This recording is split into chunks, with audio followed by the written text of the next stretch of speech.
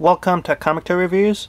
This is a review on the Spider-Man action figure made by Hasbro, and it was part of the Walmart exclusive Ares Build-A-Figure wave. With this Spider-Man, it came with an Ares Build-A-Figure part, and it's not the real Spider-Man. It's actually his 1990s clone called Ben Reilly in his modified Spider-Man costume. This modified costume had the wrist shooters on the outside and the big spider in the chest and on the back. And it's probably more famous that this suit was eventually handed down to Spider-Girl in the alternate comic book universe at Marvel. And the Spider-Girl character made this costume more famous, I would say.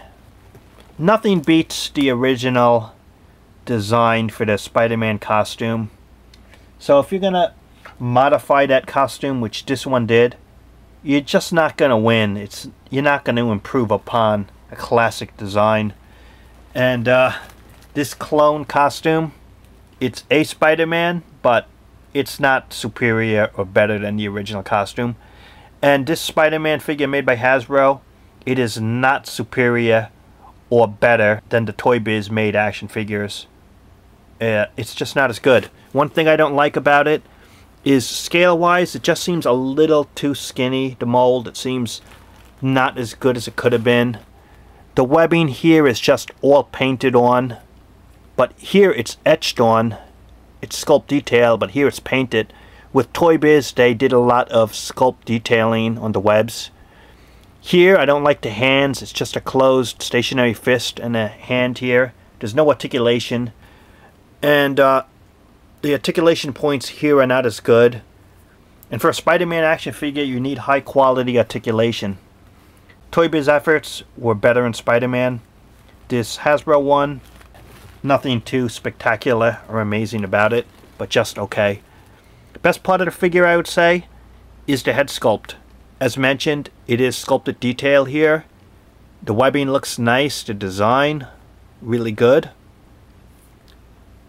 Figure here, it's just painted on everything, the webbing, and it's not as good. The wrist shooter here, pretty plain, and the design of the gloves are different, but it's not too good in terms of the articulation. And you can see the weird type of half boot effort that the costume design had. Shoulders side to side, up and down, upper articulation here. Double articulation at the elbows. The wrist can spin and just a little up and down. Same thing here. Upper articulation, waist articulation, side to side. That can go side to side and up and down the hip area. Upper articulation there. Has the double articulation at the knees, but it's missing lower articulation here. And the feet can just go up and down and spin. It doesn't have the toe articulation or the more advanced articulation points that Spider-Man should have. As this review has shown, it's an okay action figure.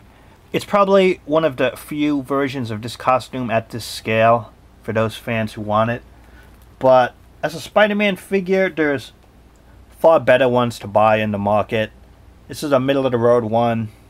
Not a must-get, but only for those serious Spider-Man fans, I would say. So, thanks for watching, and talk to you later.